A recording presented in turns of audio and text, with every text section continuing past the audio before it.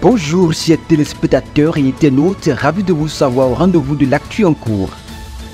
À Klangpa, l'indépendance se célèbre désormais au rythme de l'unité, de la culture et de l'engagement citoyen.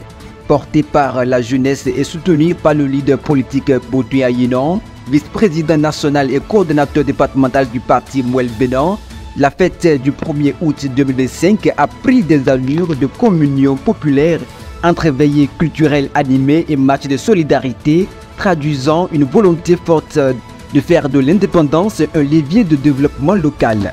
Je voudrais demander aux jeunesses de rester unis, de rester ensemble et de tout faire pour se battre tel que cela se doit. N'attendez personne avant de se battre vous-même, parce qu'aujourd'hui, il s'agit de nous, il s'agit de la jeunesse, il s'agit d'Aklangpa. Donc je vous demande de bien vouloir tout faire pour rester un et indivisible. En politique, blocage lié au seuil de 20% aux législatives 2026, Nourenou Attiadé répond à Patrice Talon.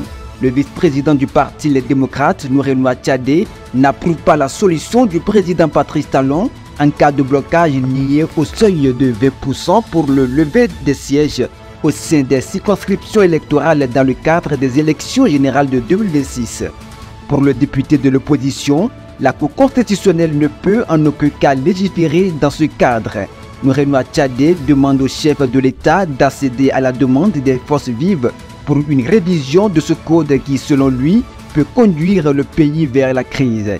Il urge qu'on s'entende pour corriger ce code parce que le chef de l'État lui-même sait qu'il y a possibilité que des problèmes surviennent, a-t-il poursuivi. En justice, un homme à la barre pour contrebande de produits agricoles et non-déclaration de fonds. Un homme a comparu ce lundi 4 août 2025 devant la Cour de répression des infractions économiques et du terrorisme, accusé de contrebande et de non-déclaration d'espèces. Les faits remontent au 21 mars 2025, date à laquelle il a été interpellé par des agents de contrôle à la frontière entre le Bénin et le Niger. L'individu transportait illégalement une importante cargaison de noix de cajou et de soja sans document justificatif. Lors de la fouille, les agents ont également découvert sur lui une somme de 29 millions de francs CFA non déclarés en violation des lois sur le transport transfrontalier du fonds. Par suite, le gouvernement du Bénin en vacances. Après les cérémonies officielles marquant le 65e anniversaire de l'indépendance du Bénin, le président Patrice Talon et les membres de son gouvernement ont entamé depuis le vendredi 1er août 2025 leur traditionnel mois de congé. Instauré en 2016 par le chef de l'État, les vacances gouvernementales sont devenues une tradition annuelle. Elles permettent au ministre de se ressourcer avant la reprise des activités prévues pour le 1er septembre. Le gouvernement tient toutefois à rassurer l'opinion publique. Le fonctionnement de l'État reste garanti. Lors d'un point de presse tenu le 31 juillet 2025, le porte-parole du gouvernement, Wilfried Léon-Rombedji, a expliqué qu'un système de rotation est mis en place.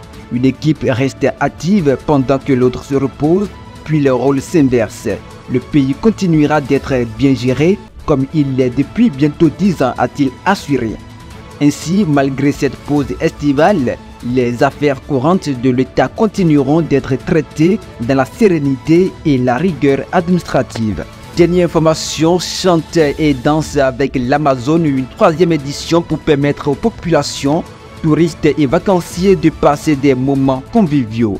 Organisée par l'Agence de développement des arts et de la culture ADAC pour le compte du gouvernement, Chante et danse avec l'Amazone est une série de concerts mettant sur la même scène des artistes émergents de la musique béninoise, des orchestres et compagnies de danse en plein air à la célèbre place de l'Amazone du 5 août au 7 septembre 2025.